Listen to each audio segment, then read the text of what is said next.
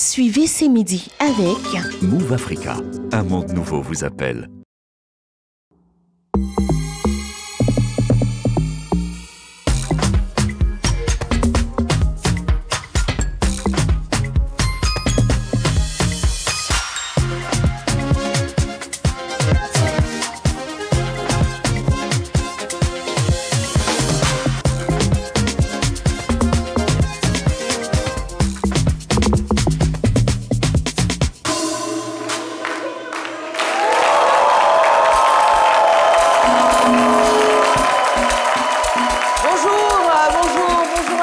Excellente fête du travail à tous, excellent 1er mai sur les antennes de RTI1. Nous sommes très heureux de vous retrouver en ce jour férié, mais pas pour nous, mais c'est avec bonheur que nous sommes là pour vous apporter encore de la joie, de la bonne humeur, des informations utiles et tout ceci dans le talk show le plus épicé de la mi-journée en Côte d'Ivoire.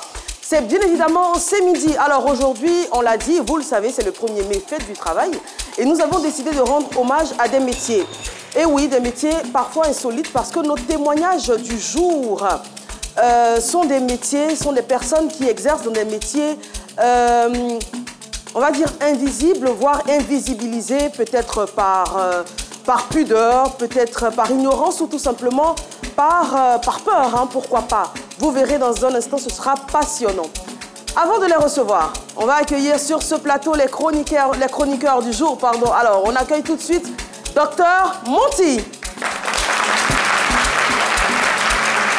Bonjour Eva, bonjour à tous. Donc là, je sors tout droit du bloc opératoire. D'accord. J'étais avec ma collègue Docteur Mobio, elle est du CHU d'Angré, effectivement. Et aujourd'hui, donc, effectivement, on met à l'honneur tous les métiers de la médecine, que ce soit les médecins, les assistants, etc. Je veux les mettre à l'honneur. Et moi, je précise que je suis aussi expert en goumentologie. Ah, j'allais demander votre spécialité d'ailleurs. Vous me permettrez de... Oui, allez-y. Il y a un goumin qui date d'il y a 5 ans. Et je pense que vous êtes remise. Mais c'est vrai en plus. C'est vrai en plus. Bah, je suis expert. Merci beaucoup, Docteur Monty. Alors, elle est artiste, hein, tout simplement. Elle donne dans le rock and roll. Et c'est un métier, ma foi, qui nourrit très bien son homme. Vu sa masse de cheveux, je ne sais pas trop le rapport, mais je l'ai dit, on accueille tout de suite la star du rock, Moya Kwakoukan. Bonjour, comment vous allez? Ça va très bien, bonjour à tous. J'aimerais faire un coucou tout particulier à tous les artistes de Côte d'Ivoire, qu'ils soient photographes, chanteurs, danseurs, sculpteurs. Merci de rendre ce monde meilleur malgré toutes les difficultés. Alors, vous venez d'une tournée? Absolument, on revient du Bataclan, donc là, on va attaquer le palais de la culture. Très bien, merci Moya Kwakoukan. Alors, lui, il exerce dans un métier, dans un domaine dit informel. Et pourtant, ce sont ses petites mains. Ces métiers qui sont tellement utiles. On a toujours dans notre répertoire le numéro de téléphone d'un plombier, d'un peintre, d'un menuisier. Il nous aide au quotidien. On accueille Dr Philo qui est peintre en bâtiment. Merci. Alors, oui. Vous êtes peintre en bâtiment, oui, c'est ça? Peintre bâtiment, peintre... nous, on fait un peu de tout. Échafaudage, nous, on fait la... Échafaud quoi? Bon, c'est que sur les gens, nous, on ne sait pas bien le prononcer, mais on travaille sur les grands chantiers, même le 5e poste, nous qui avons réalisé cela, et tous les dangers, on tombe, on se relève, et vous, sur le goudron, vous êtes contents, et nous, on est dedans, et c'est nous qui faisons tout le travail. Merci beaucoup. Et je souhaite une très bonne fin de travail à tous nos collègues qui travaillent sur les différents chantiers. Merci beaucoup. Ouais. Alors, moi, je suis tout simplement avocate hein, de la famille, Maître Amani. C'est travail? Ben oui, bien sûr. Parlez gros français là? Ben oui, on a fait de longues études pour ça. Merci encore une fois de nous recevoir chez vous. Merci d'être toujours fidèle à C'est Midi. On va accueillir sur le plateau notre premier artiste de la journée. Alors, Dr Philo, oui. Vous allez bouger votre matériel. C'est vrai que vous êtes très utile, mais pas vraiment sur la scène GTB où on se tient en ce moment. Alors, Max Mello, puisqu'il c'est de lui qu'il s'agit, fait de la variété. Il est pétri de talent. Il est auteur de 2 albums et de plusieurs singles en carrière solo depuis 2010. C'est un artiste, mais tellement valeureux et résilient parce qu'il est non-voyant, mais ça ne l'empêche pas de poursuivre ses rêves et surtout sa passion. On accueille Max Mello. C'est Max Mello qui a fait le son. Anna Yao. Papa du Est-ce qu'on peut se lever? Oh. Chérie, Coco, protéger ton cœur. Ah, protège ton cœur. Parce que le dehors est risqué, oh bébé. Relation d'aujourd'hui, y'a pas bon frère, oh. Je suis fan de la go. Elle me dit qu'elle a gare, que je ne suis pas son genre. Pourtant mon agent est son genre. Donc si je comprends bien, elle ne mange pas du riz, mais elle mange son gratin. Mon ami héros du Christ. Chaque fois que je l'appelle, elle ne prend même pas son tel. Pourtant quand c'est elle qui m'appelle, c'est qu'elle a besoin de dépôt. J'ai voulu abandonner, caprice et Dieu m'a dit de serrer mon cœur, de ne pas abandonner. Car ce qui n'est pas pour toi, tant que tu sais bien gérer, ça peut devenir pour toi. Mais de faire très attention. La relation de maintenant, y'a pas mon frère. S'il y a pas un petit jour sur ton cœur, on va tomber amoureux. La relation de maintenant, y'a pas mon frère. S'il y a pas un petit jour sur ton cœur, on va tomber amoureux. Relation d'aujourd'hui, y'a pas mon frère. Papa Adam Kamara, la famille Kaza, Koulibaly Magma. Autorité Bailly, Monsieur Karim Ouattara. De nos jours, y'a plus d'amour parfait. Tout se fait par intérêt, garçon, femme. On est tous mélangés. Samedi le mariage, mercredi le divorce. Elle voulait s'écraser, elle est tombée sur Django.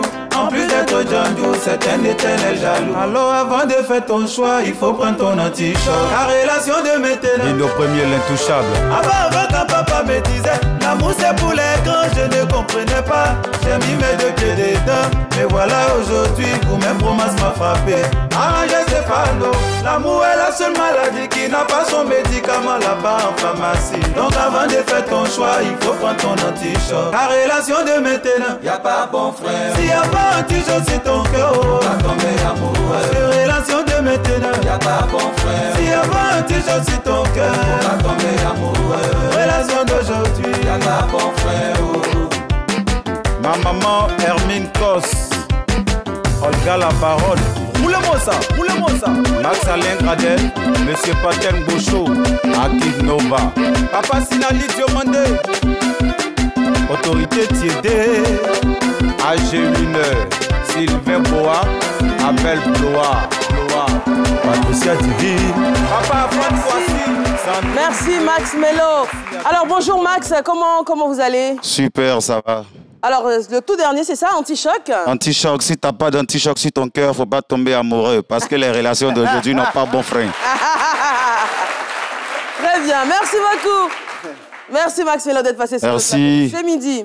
Merci, alors, bonne fête de travail à tous. Merci à vous également. Je l'ai dit, vous le savez, hein, on le répète, aujourd'hui c'est bien évidemment la fête du travail. Et nous avons décidé ici à ce midi de mettre à l'honneur des métiers insolites, des métiers qui peuvent faire peur, des métiers dont on ne veut pas forcément parler parce qu'ils touchent à la mort, tout simplement. C'est un moment de la vie qu'on craint tous, on a peur de rencontrer, mais on le sait, toute âme goûtera à la mort.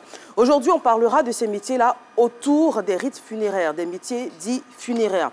Et pour en parler, nous allons recevoir notre invité, Monsieur Kwame Kra Boniface. Il est responsable de pompes funèbres et président du syndicat national des pompes funèbres de Côte d'Ivoire.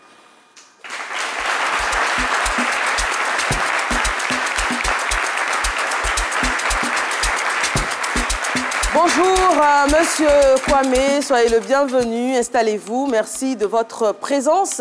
Et nous avons également Monsieur Adjé Emmanuel, c'est celui qui est chargé donc de faire prendre leur dernier bain aux défunts, il est laveur de défunts.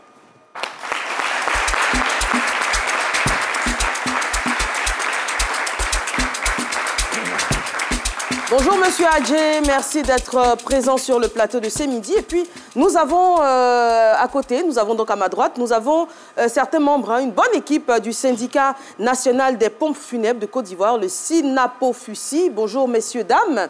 Et nous avons plusieurs corps de métier. Bien évidemment, on va s'adresser à vous dans quelques instants. Nous avons par exemple la dame qui est là, qui est couturière, c'est ça ? Qui est chargée donc de confectionner les tenues avec lesquelles les défunts sont inhumés. Nous avons également un décorateur, c'est bien ça. Nous avons, en tout cas, on aura l'occasion de vous passer la parole et de savoir ce que vous faites et comment vous en êtes arrivé là, parce que c'est des questions également qu'on se pose. On en saura un peu plus juste après ce portrait. Il est rédigé et rendu par Adi Raymond. Se lancer dans un secteur d'activité, c'est avant tout une question de vocation. Qu'on soit comptable, communicateur, comédien ou tout autre métier ancré dans les mœurs, personne n'en est choqué. Mais combien sont ceux qui, en rencontrant quelqu'un qui exerce dans le domaine funèbre, ne manifestent pas systématiquement une attitude de répugnance? Un fossoyeur, un thanatopracteur, un habilleur mortuaire, un fabricant de cercueils et bien d'autres métiers qui, chez la plupart des gens, ne suscitent aucun attrait. Pis, beaucoup en ont peur comme si ces métiers n'étaient pas indispensables en temps de deuil. Les métiers de la mort. Kwamekra Boniface, président du syndicat des pompes funèbres de Côte d'Ivoire, Sina Pofussi, en explique les réalités à Eva Amani et sa team du mercredi dans C'est Midi. Immersion dans le vécu de ces travailleurs de l'ombre, grâce à qui l'industrie mortuaire continue de tourner. Voilà. Alors, monsieur Kwamekra Boniface, vous êtes responsable de pompes funèbres. Qu'est-ce que ça veut dire? Responsable de pompes funèbres. Qu'est-ce que ça veut dire? Qu'est-ce que ça représente au quotidien? Je gère une structure de pompes funèbres. D'accord. C'est-à-dire la vente de cercueils et des couronnes, des transferts de corps. D'accord. Et monsieur Adji Emmanuel, on l'a dit, vous êtes laveur de défunts. Donc, comment vous arrivez à ce métier, monsieur Adji? Bon, on veut dire... Vous parlez un peu plus fort? Bon, c'est un don. Un don que vous avez découvert comment? Bon, par mes arrière-grand-mères. D'accord. Vos arrière-grand-mères exerçaient ce même métier? Oui, oui. Et elle vous les a transmis. Alors, donc, je suppose que dans votre enfance, vous avez été dans cet environnement-là. Vous n'avez jamais eu peur? Non. Non. Et Et c'était où? Bon, à Songon. D'accord. À Songon, dans un village. Et la plupart, avant, quand les gens meurent à la maison, on fait tout. Et vos arrière-grand-mères s'en occupaient. À quel moment vous prenez le relais? Bon, le relais en 2002. En 2002? Oui. Et comment ça se passe? Expliquez-nous. Bon, en 2002, il y a une première dame qui travaillait. Aujourd'hui, elle est décédée. C'est derrière elle, je partais. Je partais, ainsi de suite, elle m'apprenait. Puis bon, je suis rentré dedans. D'accord. Vous avez des questions? Moi, je veux savoir, enfin, vous n'allez pas forcément donner les détails, mais est-ce qu'on l'avait mort comme, par exemple, nous, on prendrait notre douche au quotidien, où il y a vraiment des choses spécifiques qu'il faut faire quand on l'avait mort? Oui, oui, bon. C'est comme quand tu es vivant de la manière, tu t'entretiens. C'est la même chose. Quand quelqu'un meurt, il faut bien l'entretenir, bien l'embellir pour que les gens puissent voir, ça soit présentable. Est-ce qu'il y a des secrets dans ce métier? Est-ce qu'il y a des choses qu'on ne doit pas dire, par exemple? Non, c'est comme un docteur, il ne peut pas soigner quelqu'un, puis venir... Secret professionnel. Donc, ce que vous avez vu, par exemple, sur le corps du défunt, il y a des détails que vous n'allez pas livrer, en fait. Mais ça reste à l'interne. Même si la famille vient vers vous pour vous demander, vous n'en parlez jamais. D'accord. C'est un secret. Justement, M. Adji, vous parlez de dons. Qu'est-ce qui fait qu'on est un bon laveur, par exemple? Bon, c'est sa manière de travailler. C'est sa manière de faire. Bon, comme chez nous, les Hébriers, notre manière d'embellir le corps, quand les gens voient ça, en tout cas, ça leur plaît. C'est ça. D'accord. Alors, moi, je voudrais savoir, est-ce que... bon, peut-être que je vais me demander à Monsieur Kwamekra. Monsieur Kwame, alors, est-ce qu'il y a une école, parce qu'il parle de dons, est-ce qu'il y a une école, il y a une formation pour faire ce métier-là? Il ne faut pas avoir forcément un don, le faire. Non, bon, il y a des gens qui viennent par conviction. Hein. D'accord. C'est-à-dire des gens qui viennent aussi par curiosité. Et puis, après, bon... Non, on ne forme pas l'État de Côte d'Ivoire. Il n'y a pas une école. Il n'y a pas une école. De formation. Voilà. Il y a des écoles de menuiserie. Par exemple, pour faire des cercueils, il n'y a pas d'école. Un menuisier n'est pas forcément quelqu'un qui sait faire des cercueils. Exactement. Donc, il n'y a pas de formation spécifique. Il n'y a pas de formation spécifique. C'est nous qui apprenons à ceux qui arrivent. C'est-à-dire les nouveaux venus, on leur apprend à travailler sur les cercueils. Non, au-delà de ce que je veux dire, pour laver les corps, par exemple? Pour laver les corps, il n'y a pas de formation. Alors, on va revenir d'ailleurs. On va revenir sur... Pour laver un corps, tu ne peux pas aller comme ça. Tu ne peux pas te lever un matin pour dire que je lave un corps. Il faut côtoyer les devanciers. D'accord. Quels sont les différents métiers qu'on a dans ce qui est funéraire? Certes, il y a la vente, il y a les cercueils, il y a tout ce qui touche au corps de la personne, il y a les thanatopracteurs, laveurs de défunts, etc. Quels sont les métiers qu'on rencontre dans ce secteur? Je tiens à préciser que nous, dans notre milieu, nous accompagnons les morgues. D'accord. Dans les traduits, les thanatos, tout ça là, ça nous n'en avons pas. Nous accompagnons les morgues. Nous sommes les collaborateurs des morgues.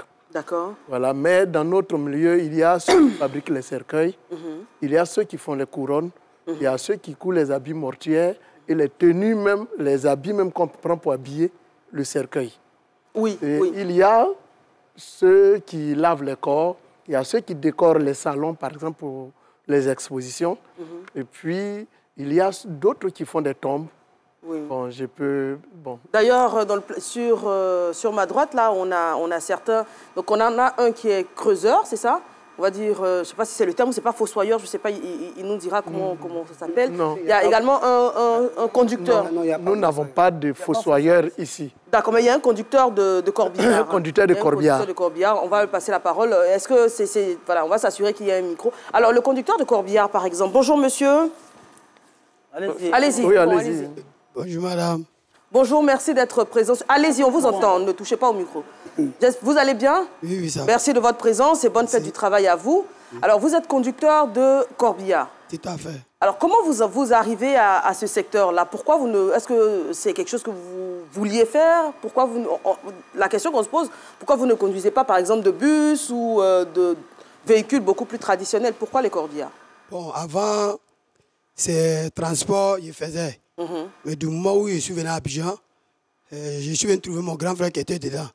Donc, quand lui voyage, par exemple, il m'a appelé pour l'accompagner. Donc, c'était ainsi. Quand son patron a payé la deuxième, moi, j'ai pris son ancien. Un peu, et puis bon, c'est parti vers moi. Vous n'avez pas eu peur? Non, non.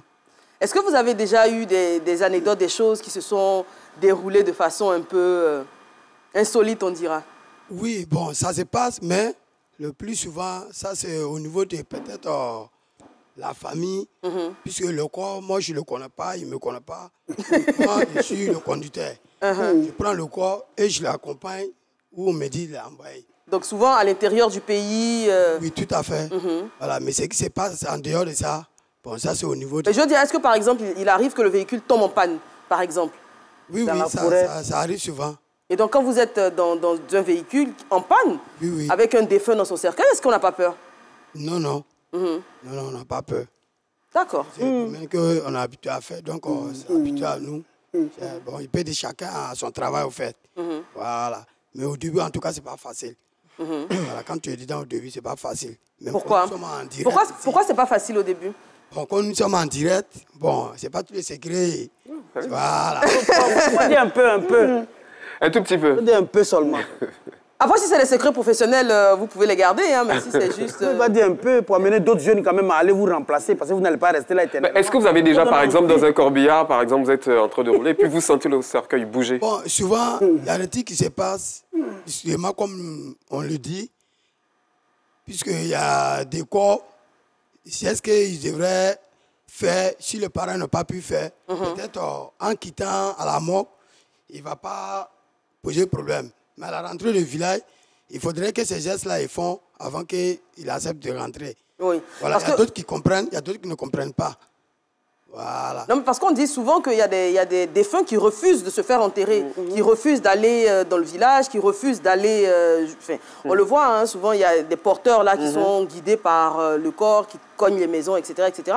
Est-ce que dans la voiture, déjà, si un défunt estime qu'il est décédé de façon injuste, ou est-ce que ça arrive que le défunt refuse de se faire... Bon, moi, depuis ici dans le domaine, je n'ai jamais vu ça. D'accord. Vous avez des questions? Monsieur Adjé, oui, il réagissait pendant le témoignage. Oui, monsieur Adjé, vous avez des choses à dire sur la question? Non, non. Si. Est-ce qu'il a tout? Il a tout. Parce que vous êtes en train de rire quand il a dit à un moment que rien ne lui arrive. Est-ce que réellement il y a des... Il y a souvent des situations Mais comme il le dit, il ne faut pas exposer la vie privée des familles. Bon, en même temps, on les connaît pas. Hein. En Afrique, avant le déplacement d'un corbillard, on fait des libations. D'accord. Avant de sortir de la ville ou du village, c'est-à-dire quand tu prends le corps à la morgue, avant de quitter la ville, on fait des libations. Demander au moins aux ancêtres et à celui qui est décédé de nous accompagner en paix. À l'entrée du village, on fait ça également. Mais il arrive qu'il y a des difficultés. Ces difficultés-là, souvent, c'est lié à la famille. D'accord. Ce n'est pas lié au chauffeur du corbillard, ni à qui que c'est des problèmes de famille. Quand vous voyez souvent, on dit qu'il ne va pas au cimetière, il va pas... Même dans les villages, lorsque nous, on dépose le corps, que le chauffeur est parti, vous voyez que ceux qui vont l'accompagner au cimetière, là, c'est eux souvent qui ont des problèmes. Oui. Ils disent que le cercueil refuse de partir. Exactement. C'est des différends personnels entre familles. D'accord. Nous, vraiment... On ne peut pas rentrer. J'ai entendu dire également que si on transporte un cercueil dans un véhicule autre qu'un corbillard, par exemple quelqu'un qui a sa voiture personnelle, par exemple qui déplace un cercueil et qui ne fait pas certaines cérémonies, il fait un accident derrière. Est-ce que c'est vrai? Bon, dans notre loi même, ce n'est pas autorisé. D'accord. Ça. Ah, c'est bon à savoir. C'est régi par des lois. Ce n'est pas autorisé. Et puis, comme nous sommes africains, quand tu prends ça dans une voiture personnelle, à la descente, on fait des libations. Souvent, on dit donnez-lui un poulet, donnez-lui une bouteille de gin, pour laver sa voiture. Exactement. Ça, il ne faut pas ignorer ça. C'est vrai. Je le dis parce que je connais quelqu'un qui a été victime de ça, oui. Je crois que le corbillard est tombé en panne et il a voulu aider. Et ensuite, on fait des libations après. Alors qu'il n'y avait pas eu. Pour éviter tout malentendu. On fait des libations. Moi, je voulais savoir, justement, vous travaillez vraiment dans un domaine spécifique. Est-ce que, on voit aussi que c'est un peu entouré de mysticisme, de croyance. Est-ce que vous-même, avant de travailler sur un corps, vous avez une préparation spécifique qui vous est propre avant de travailler sur un corps? C'est beaucoup psychologique. Oui. Approchez d'abord, même tu dors avec quelqu'un dans un lit. Lorsque vous constatez que la personne est décédée, immédiatement, le premier geste est de fuir. Oui. Pour aller chercher un secours. Donc, c'est déjà psychologique. Et lorsque tu regardes trop le visage de quelqu'un qui est décédé, vers la fin, tu as l'impression que la personne défile devant toi. D'après quelqu'un, il dit ça défile dans mes yeux. Tu le vois fréquemment. Oui. Et donc, le mort est mystique, un peu mystique. Quand tu décèdes, ça devient une autre... c'est-à-dire tu rentres dans un autre monde. On a l'impression de dire que le corps, l'âme, s'en va. Mais l'âme qui s'en va, des fois, on dit que ça erre autour des maisons, ça ne va pas parce que la personne n'est pas bien morte, on l'a tué. Bon, donc, vous voyez que le mot est mystérieux. Exactement. Monsieur Adjé, vous l'avez dit, vous avez été, ce métier-là vous a été transmis par vos arrière-grand-mères. Est-ce que, avant de vous permettre, de vous autoriser à faire ce métier-là tout seul, est-ce qu'il y a eu une préparation qui vous a été spécifique? Bon, chez nous les Hébrieux, avant de faire ce travail, il y a des totems. D'accord. Bon, quand quelqu'un meurt, il ne faut jamais prendre un truc sur le corps. D'accord. Il faut respecter quelqu'un qui est décédé. Donc, quand vous dites ne jamais prendre un truc, c'est-à-dire ne jamais voler son argent. Donc, quand tu suis toutes ces règles, tu as une longue vie. Exactement. Est-ce qu'on peut avoir des exemples d'autres règles, à part justement ne pas voler encore? Quelles sont les autres règles qu'on doit respecter? Faut respecter. Bon, quelqu'un qui est mort, il faut bien... Bon, quelqu'un qui meurt, si tu vois la personne est mal couchée, tu places bien la personne. En tout cas, il faut bien l'entretenir. Je dis, est-ce que, par exemple, on vous demande de jeûner, par exemple, avant de vous occuper? Est-ce que vous avez le droit de manger? Bon, non. Non. Moi, ça ne m'est jamais arrivé. D'accord. Est-ce que, je vais poser la question à tous les membres du syndicat et tous ceux qui font ce corps de métier. Est-ce qu'à force de côtoyer la mort, de côtoyer les défunts, est-ce que finalement on a peur de la mort? Non. Bon, ça, moi, souvent je m'amuse à dire, à parler de ma mort. Ah. Oui, j'ai dit, bientôt, quand je vais mourir, voilà ce que je souhaiterais. J'ai dit mes souhaits. C'est-à-dire c'est un testament que je donne à ma famille régulièrement. Quand je vais mourir, des fois je suis là, je dis, il ne me reste pas assez de temps. Hein. Mais regardez par exemple quelqu'un qui sort, qui va au travail. On dit il est tombé sur la route, il est mort. Donc c'est... En fait, vous avez conscience que la mort peut nous surprendre à tout moment. Toi, à tout moment. Tu es au fauteuil, tu es en train de regarder la télé, tu peux tomber. Tu meurs dans le fauteuil. Ça, ces cas-là, on nous les raconte. Quelqu'un qui mangeait de la kéké, le moment où il demandait de l'eau, c'est-à-dire il a été étouffé, au moment où il demandait de l'eau, l'eau n'est pas arrivée vite. Ça s'est passé à Abidjan. Il est décédé. Et la personne est décédée. C'est-à-dire, en mangeant, en se nourrissant, il est décédé. D'accord. Par accident. C'est-à-dire, il aurait dû accompagner, avoir de l'eau à côté. Mais ce petit temps-là, envoyer de l'eau... C'est-à-dire que la mort est vraiment imprévisible. Voilà, donc c'est imprévisible. Et vous, donc, M. Adjé il faut en parler régulièrement. Et il paraît même que quand vous en parlez, même vous ne mourrez pas vite. Moi, personnellement, j'en parle. Il y a une vidéo même, Florence, ça te rend, non, ça te rend un peu prudent, ça t'enseigne. Voilà. Par exemple, tu parles. Monsieur Adjé, tu deviens prudent. D'accord. Monsieur Adjé, vous, est-ce que vous avez peur de la mort ou pas du tout? Non, non, je n'ai pas peur. Je sais qu'un jour, je vais mourir. Et à l'inverse, je vais inverser la question. Est-ce que quand on côtoie autant la mort, on aime encore plus la vie? Madame, c'est là qu'on aime la vie. Parce que le jour au jour, il faut vivre. Il faut profiter, en fait. Il faut profiter de la vie. Parce qu'à tout moment, comme je l'ai dit, tout peut s'arrêter. Exactement. Donc, il ne faut pas te maltraiter. Il faut vivre. Si tu as un peu de moyens, il faut te mettre... On n'a pas dit de faire des dépravations, de quoi. Il faut vivre sainement. Voilà. Et il faut régulièrement être à l'aise. Exactement. Voilà. Si tu es un peu pour manger... Il ne faut pas attendre les jours de fête pour manger du poulet. Parce que tu peux mourir avant la fête. Exactement. Donc, le jour où tu veux te faire plaisir, qu'il y en a, tu te fais plaisir. Il faut profiter, en fait, de la vie. Parce qu'on ne sait pas quand elle va s'arrêter. Il faut éviter d'être méchant. Parce que ça peut te rattraper à n'importe quel moment. Voilà. Quand tu vois, tu côtoies la mort, tu sais que tu ne dois pas être méchant. Parce que l'homme n'est rien, finalement. L'homme n'est rien. Il faut arriver à la mort où il y a des commissaires, il y a des préfets, il y a des planteurs, des plus gros planteurs. Exactement. Je ne citerai pas le nom de quelqu'un. Le plus gros planteur de Côte d'Ivoire est décédé. Voilà. Il avait tous les moyens, mais il a laissé tout. Donc, il ne faut pas être arrogant. D'accord. Voilà, il faut côtoyer. On va passer tout de suite à Laurent Monti pour sa chronique. D'accord. Là, du coup, je prends l'accent gabonais. À force de vous fréquenter, alors avec vous, on va faire une carte blanche des rites mortuaires à travers le monde. Bonne fête du travail à vous.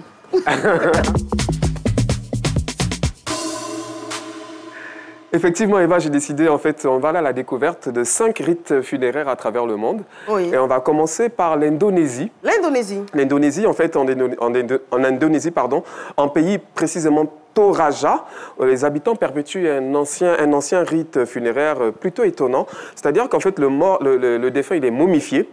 Il est momifié et on le garde à la maison pendant plusieurs mois, voire plusieurs années. On vit avec lui, j'ai envie de dire, enfin, on vit, entre guillemets, avec lui quasiment normalement. Hein. Donc, il est vraiment là à la maison, on le garde à la maison parce que les funérailles coûtent excessivement cher. Et en fait, c'est un rite qui s'appelle le Manene.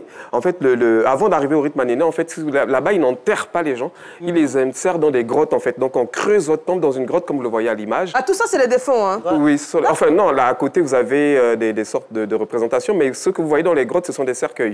Donc, on les met dedans, c'est comme des sortes de tiroirs, mais c'est dans une grotte, en fait. D'accord. Et donc, il y a un rite qui s'appelle le Manene. Donc, une fois par an, on les sort. Et donc, c'est l'image qui est en bas. On les habille, on les met au soleil, on leur parle, on leur fait des câlins, tout ça. Donc, une fois par an. Et donc, c'est ce rite Manene, en fait, là-bas, vraiment, on dépoussière le squelette, etc. Et puis, on les expose, comme vous les voyez là. C'est un peu... OK. Deuxième pays.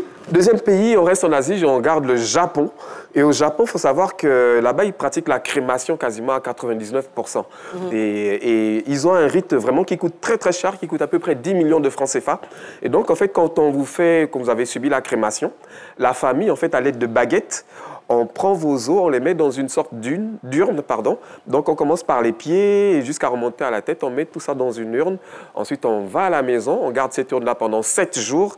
Au bout du 7e jour, soit on vous enterre ou on répand les cendres dans la mer ou en forêt. Donc ça, c'est un peu spécifique et c'est particulier au Japon. Le troisième pays? Le troisième pays, Madagascar. Eva, Madagascar, donc on revient un peu sur le continent. Là-bas, les morts sont vénérés. Les morts, on leur prête des pouvoirs de protection, etc. Et il y a un rite qui s'appelle le Famadiana dans les hauts plateaux malgaches. Et en fait, c'est une grande fête. C'est vraiment une fête. Donc on sort le mort de son cercueil, on le place sur une natte. Et cette natte, en fait, elle porte chance, elle porte bonheur. Donc quand vous récupérez la natte, vous l'emmenez chez vous, elle est censée porter bonheur. Et donc on change le linceul. Donc on vous sort, vous fait des câlins, on vous parle, il parle aux morts, aux défunts, etc. Mais Des câlins? Oui, des câlins. Vous faites des câlins aux défunts. Et il y a la musique, c'est vraiment une grande fête à Madagascar. Donc ça, c'est un rite assez particulier. Mais celui du Tibet, le quatrième pays, il est un peu particulier. Ils appellent ça l'inhumation céleste. D'habitude, on enterre les gens, on fait de la crémation, mais eux, ils appellent ça l'inhumation céleste. En fait, quand vous mourrez, on vous laisse tout seul pendant 3 ou 4 jours, on ne touche pas à votre corps. Ensuite, des moines viennent, ils vous déshabillent. Ensuite, on vous emmène dans une sorte de forêt sacrée, un endroit sacré où on vous démembre. On vous démembre, et puis on garde que la tête. Ensuite, on verse, je ne sais pas quoi, sur le corps, et on invite des vautours à venir vous dévorer. OK. Voilà, donc c'est l'inhumation céleste. Voilà, on estime que ce sont des oiseaux sacrés. Et puis, plus bon appétit si vous êtes à table. Et pour terminer sur notre joyeuse, plus proche de nous au Ghana, donc vous savez, le peuple Ga particulièrement, dans les environs d'Accra, ils ont une cérémonie funéraire un peu particulière. En fait, les cercueils sont figuratifs. Si vous étiez pêcheur, vous pouvez décider d'avoir un cercueil en forme de bateau. Si vous étiez instituteur, vous pouvez avoir un cercueil en forme de stylo. On a des poissons, là. Exactement. Donc, vraiment... Un ananas, ça devait être un planteur d'ananas. Ça devrait être un producteur d'ananas. C'est parti, en fait, d'un jeune homme qui s'appelle Seth Kwe, et en fait, qui a fait un cercueil en forme d'avion à sa maman, à sa grand-mère, parce qu'elle avait toujours rêvé voyager. Et donc, à partir de là, ça a vraiment pris de l'ampleur. Et donc, c'est devenu une sorte de tradition funéraire au Ghana. Waouh, merci beaucoup. Merci Laurent Monti pour cette carte. On se retrouve dans un instant juste après la pub. Après la SIM, la micro-SIM, la nano-SIM, entrez dans le futur avec la nouvelle technologie eSIM de Move Africa. l'eSIM Move Africa est disponible sur des smartphones iOS, des terminaux Android ou des tablettes. Vérifiez la compatibilité de votre smartphone dans vos paramètres et rendez-vous à l'agence Move Africa la plus proche. Ou tapez étoile dièse 06 dièse. Une fois que l'ID apparaît, il vous confirme la compatibilité de votre téléphone. Move Africa, un monde nouveau vous appelle.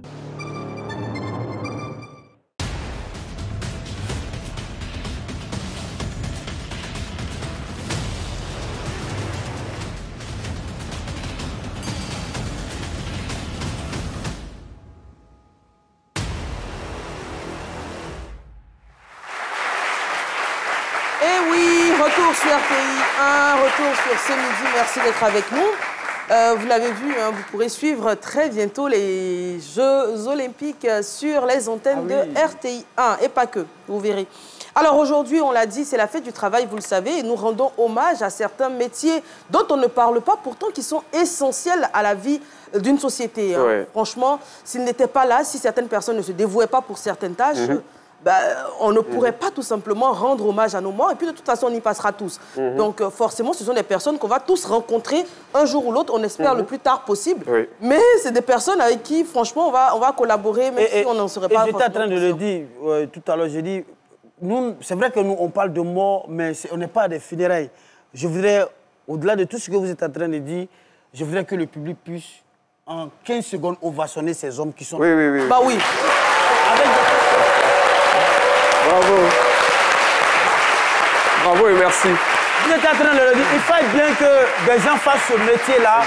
C'est comme les gens qui vident nos poubelles à la maison. Généralement, j'aime dire dans mes sketchs, c'est les jeunes bourreaux qui vident nos poubelles. Mais en même temps, il faut aussi leur rendre hommage. Parce que s'ils ne viennent pas vider ces poubelles-là, vous allez vivre dans tous ces ordures-là. Non, mais le truc, c'est que d'ailleurs, pendant le confinement, sous d'autres cieux, on s'est rendu compte que c'était ces métiers dits petits métiers qui étaient les plus essentiels à la vie communautaire. Alors, on va prendre langue avec Madame Babé Joséphine. Elle est couturière mortuaire. Bonjour Madame Babé. Bonjour Madame. Rapprochez le micro et parlez un peu plus fort. Merci d'être présente sur le plateau de ce midi. Comment vous allez? Bonne fête de travail à vous. Merci Madame. Alors vous êtes couturière, on l'a dit, vous confectionnez donc les tenues. C'est sur la demande des familles. C'est les familles qui demandent des différents modèles, forcément. Hein. J'ai vu les fabricants de cercueils. Moi, mais je suis couturière. D'accord. J'ai fini ma formation. Je n'avais pas de moyens, donc j'étais à la maison et puis c'est comme ça. J'ai vu le métier, j'ai apprécié ça. C'est comme ça que je suis rentrée dans le domaine. D'accord. Est-ce que c'est différent de confectionner des tenues pour des personnes vivantes que pour des personnes décédées? Bon, dans la couture, une fois que tu sais faire la coupe, il n'y a pas de choses. Il n'y a pas de différence? Il n'y a pas de différence. Je veux dire, pour les mesures, par exemple, etc. Non, pour les mesures, on me dit bon, comment la personne est, si elle est grosse ou bien elle est mince. Ah, donc vous n'allez pas prendre des mesures vous-même? Non, d'accord. je n'ai rien à voir avec le corps. Mais pourquoi vous n'allez pas prendre les mesures? Vous avez peur ou bien, je sais pas? Non, ce n'est pas ça. Dans la couture, une fois que tu maîtrises. Tu connais déjà les mesures. Non, on va dire par exemple taille L, taille M, etc.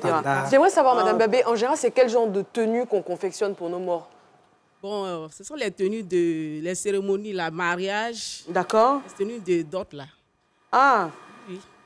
Et ça coûte cher? Ça coûte cher par rapport aux autres tenues? Normalement, ça ne doit pas coûter cher puisque la personne ne vit plus. Les matériaux sont les mêmes. Hein. Je dis par exemple, à titre de comparaison, Madame Babé, entre une tenue pour enterrer un défunt puis une tenue, par exemple, pour une dot, qu'est-ce qui coûte le plus cher? Bon, ça dépend des clients qui sont en face de toi. D'accord. Il y a des clients, bon, en tout cas, il y a tous les prix. OK. Il y a des tenues de 25 000 francs. Il y en a des 30 000. Rapprochez le micro, s'il vous plaît. Il y en a des 25 000, des 30 000, jusqu'à... Bon, ça dépend de la qualité. Voilà. Vous vous adaptez au budget, en fait. Est-ce qu'il arrive que les parents demandent la famille demande des tenues spéciales? Bon, ça dépend des parents. Bon, s'il me dit, bon, je veux tel guitare, bon, il y a son prix à part. Donc, c'est vrai qu'il y a tous les prix. D'accord. Il y a tous les prix. D'accord. Alors, moi, je vais demander à M. Adji, hein, vraiment, franchement, vous m'impressionnez. Je veux savoir, est-ce que c'est vrai, c'est votre métier de vous occuper des corps et autres. Est-ce que il vous arrive souvent de dire ça ne marche pas? Sinon, on le dit souvent dans l'humour.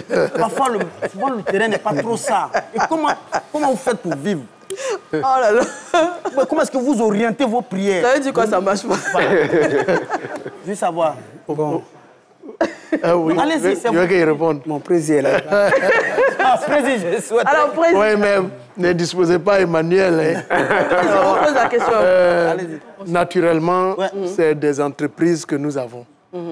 Et puis, on dit des choses sans se rendre compte. Voilà, donc on peut, entre nous, hein, on peut dire que ce mois-là aussi, ça n'a pas marché.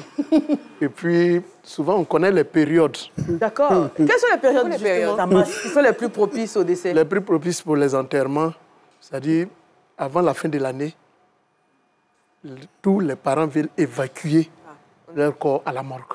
D'accord. C'est-à-dire dans le mois de septembre, octobre, novembre. En tout cas, bon, on laisse septembre passer. Novembre, là.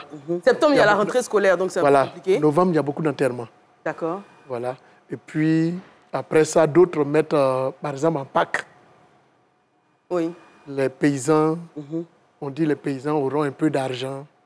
Voilà. Ceux qui font de la nacade, du café. Donc, on fait des programmations parce que tu ne peux pas surprendre les paysans au village avec un corps. La plupart, nous enterrons au village.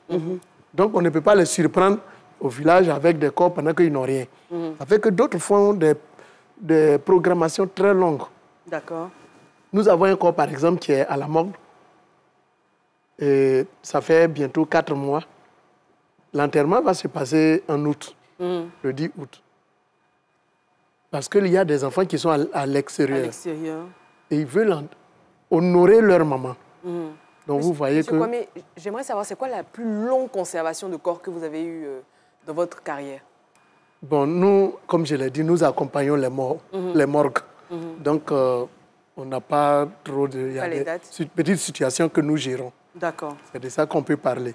Mais sinon, si, par exemple, un responsable d'une morgue était là, il pouvait répondre clairement à cette question. La saison dernière, Jean-Richard Guesson qui a fait un très beau reportage justement sur votre corps de métier. Et il disait, en fait, il y a vos collègues qui disaient qu'ils avaient la capacité de faire lever des corps. Et puis aussi, il y a parfois, quand il lave des corps, il y a des morts qui se mettent à parler, un peu comme dans un subconscient. Ils se mettent à parler, ils disent des choses. Est-ce que c'est vrai? Moi, je commence à avoir peur. Est-ce que c'est vrai? Il n'y a pas de... Donc ils ont des pouvoirs, on fait lever des corps, le mort peut parler. Le langage des morts, non, les corps ne parlent pas. D'accord. C'est un peu mystique. Ok. C'est-à-dire c'est par des signes que nous communiquons. Ah. Tu peux communiquer avec des morts par des signes. Ok. Quel signe, par exemple? On va en parler après. Vous pouvez voir un corps, Vous voulez dire un corps couché dans le cercueil, on l'a déjà embaumé, on a fait tout. Mais il y a des larmes qui coulent. Voilà, j'allais poser la question. Il paraît qu'il y a des corps qui pleurent. Le corps pleure. Donc, on fait nos commentaires. On essaie de faire que des commentaires. Voilà, nous sommes des docteurs après la mort. Donc, nous interprétons ce qui se passe. Mais quand il pleure, par exemple, comment vous l'interprétez? Bon, quelqu'un qui vraiment ne veut pas partir. Seigneur. Il est mort par un choc. Oui. Bien, une mort brusque. D'après les Africains, il a été tué. D'accord. Mais quelqu'un qui est bien parti, comment on le voit? Oh là là, l'Omouti. Mais quelqu'un qui est bien parti, en fait, comment on le voit? Naturellement, personne ne veut mourir. Mais il y a des morts quand même qui sont quand même honorables. Voilà. Les morts par accident. Par exemple. Si tu vois quelqu'un de l'âme coule, quelqu'un qui est mort par accident, on n'a pas besoin de te dire que c'est le choc qui le fait pleurer. Ça, nous, on commente comme ça. Vous voyez les marabouts, quand vous allez là-bas, ils regardent votre personne, puis ils vous décrivent, ils parlent, mais c'est avec beaucoup d'astuces. D'accord. On commente ça. Donc, nous, on commente. D'accord. Moi, j'aimerais poser une question, monsieur. Mais c'est des commentaires que nous faisons. J'aimerais poser une question à monsieur Adji.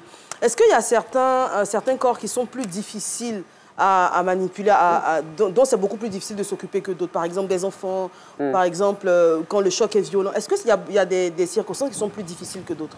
Oui. Oui. Vous n'en direz pas plus, hein? Non. Lui parle pas. Non, vas-y. Il agit. Vas-y. C'est comme bon. À deux fois, si peut-être un enfant meurt comme ça, bon. Même, il faut... On va pas insister, on va pas aller plus loin. Moi, j'aimerais récupérer le micro. Allez-y, continuez. Je vais poser des questions. Merci beaucoup. Je vais poser des questions à notre public présent aujourd'hui. Alors, ils ont bien choisi leur jour. Hein. L'Institut supérieur polytechnique d'Afrique, ISPA, situé à Cocody, Riviera, à Toban. C'est bien ça? Alors, il faut dire que le vendredi 3 mai 2024, l'école prévoit une sortie détente et la préparation de la finale de l'événement culturel Kita pour le 11 mai à l'Université Nord-Sud. Et on fait le bal de fin d'année, c'est déjà l'heure des balles. Hein. Pour le 6 juillet 2024, à l'espace La Gloriette, ce sera à la Riviera Golf. Et puis nous avons également l'association Union des élèves et étudiants dynamiques Daka Nguessankro, dans la région de la Marawe, plus précisément de Bois-Flé, c'est ça? Merci au président, M. Antoine Kwasi Santoni de Trotsky, waouh, et le responsable, M. Djamala Kwame Jean-Paul. Alors, moi, j'aimerais poser une question au public qui nous vient de l'ISPA. Il y a leur porte-parole qui est là. Est-ce que ce sont des métiers qui vous font peur? Est-ce que vous avez peur? Voilà, allez-y. Bonjour, vous allez vous présenter. Bonjour, madame. Comment vous appelez? Je me nomme Traoré Ali Kader. Alors, Ali Kader, est-ce que c'est des métiers qui, éventuellement, vous font peur? C'est vraiment dit, c'est un métier qui, bon, me fait un peu peur. Puisque, bon, aller toujours communiquer avec les morts comme ça, là... Vous ne pourrez pas? Non, je ne peux pas. D'accord. Alors, qui veut répondre également? Oui. Ah, là, j'adore. Un magnifique afro pour une magnifique jeune fille. Comment vous appelez? Merci. Moi, c'est mademoiselle Oufoué Sephora. Alors, Sephora, est-ce que ces métiers sont des métiers qui vous font peur? Bon, éventuellement, ça fait peur de voir... quand une personne décède là, déjà, même quand une personne décède, le simple fait de le voir, ça fait déjà peur. Et aller côtoyer des morts, le laver et voir même un corps pleurer, comme il a dit, de suite, moi, je vais fuir. Je vais prendre la... D'accord. Merci, Sephora. Merci beaucoup. On se retrouve dans un instant, juste après la pub. À tout de suite. À partir de 15 000 francs CFA, profite de la fibre Move Africa, avec un débit allant jusqu'à 300 mégabits. J'aime Move Africa. Move Africa, un monde nouveau vous appelle. Retour sur le plateau de ce midi. Merci d'être avec nous. Alors, Moi, j'aimerais poser une question à M. Kwame Boniface, qui est le président, on le rappelle, du syndicat national des pompes funèbres de Côte d'Ivoire. On a tendance à dire que les obsèques, ça coûte cher. Moi, j'ai vu déjà une facture une fois. J'étais abasourdi par le prix des prestations. Les cercueils, c'est vrai qu'il y en a pour tous les prix, mais quand même, c'est pas forcément donné à tout le monde. Pourquoi comment vous expliquez que ça coûte aussi cher? Déjà, là, bon, vous ne travaillez pas vraiment dans une morgue, hein, vous êtes en relation avec des morgues, mais déjà, la conservation du corps, ça a un prix, et tout ce qu'il y a autour. Bon, le coût, c'est la famille qui choisit. D'accord. Il y a nos frères musulmans, par exemple, par rapport aux chrétiens. Lorsqu'un musulman décède le matin, s'ils ont les documents adéquats, ils ont les papiers administratifs, le même soir, on peut l'enterrer. Oui. Donc, le corps d'un musulman n'excède pas 3 jours à la morgue. Oui. Et par contre, nous, on peut choisir même faire 1 an à la morgue. 3 mois.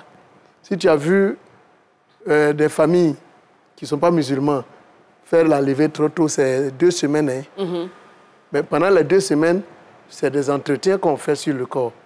Parce qu'un corps tu n'as pas le droit de laisser un corps décomposé. Oui, bien sûr. Quand on prend, ça doit dégager même une bonne odeur. Oui. On embaume des parfums. Donc, c'est un entretien à long terme. Donc, c'est toi qui choisis le coup. D'accord. Et puis, quand tu viens, tu choisis un cercueil. Le musulman n'en a pas besoin. Oui. Même s'il voyage, il a besoin d'un cercueil qu'on appelle cercueil Dula. Voilà, ça ne coûte pas cher. Mais nous venons nous asseoir pour dire on veut un cercueil de grande qualité. Il nous a coûté cher. De toute façon, c'est les dernières dépenses. On entend ça souvent. Donc, ils prennent des cercueils de qualité. Voilà, donc évidemment, ça va revenir cher. Voilà, un corps qui a mis du temps à la morgue, c'est cher. Tu vas venir payer un cercueil à ton goût. Et pour que tu sois heureux, tu dis tu veux un cercueil de grande qualité. Ça va te revenir cher.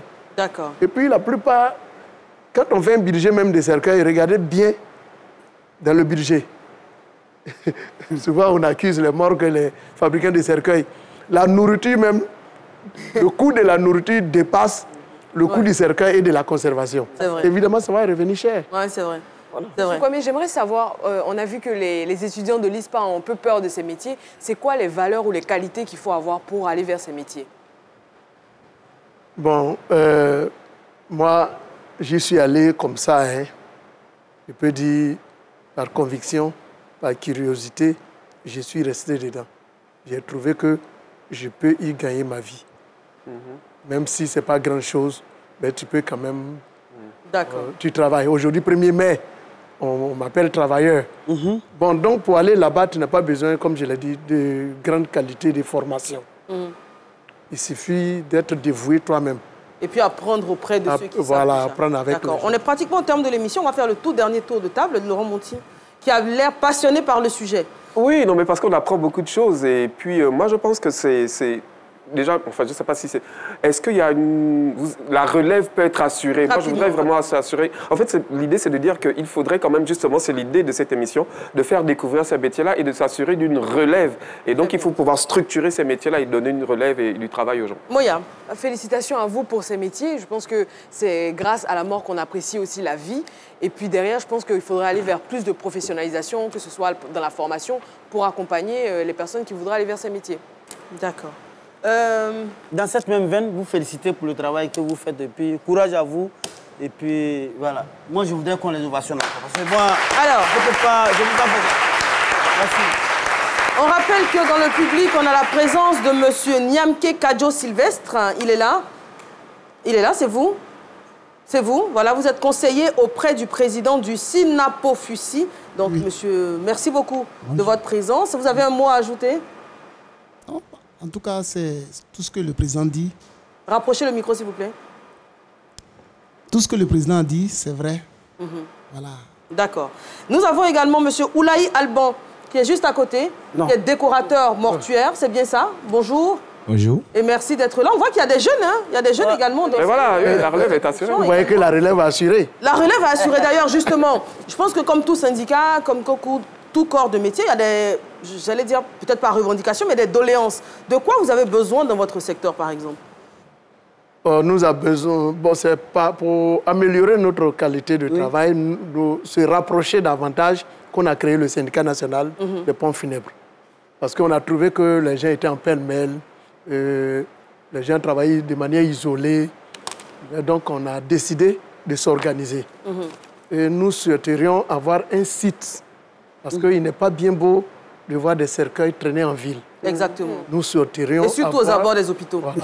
Nous souhaiterions avoir un site en dehors de la ville, très loin des hôpitaux. Très loin, mais vers l'autoroute là-bas. Non, mais la question se pose, hein, quelqu'un qui va à avoir des l'hôpital et qui machines voit des cercueils à côté. pour industrialiser un peu notre secteur. D'accord. Tout à l'heure, vous avez montré des photos venant là-dessus. du Ghana. Mais on peut faire mieux que ça. D'ailleurs, nous faisons ces cercueils personnalisés. D'accord. Voilà, il y a un artiste qui était décédé. Vous avez fait quoi, un micro? Allô? Vous avez fait un micro? Vous dites, pardon?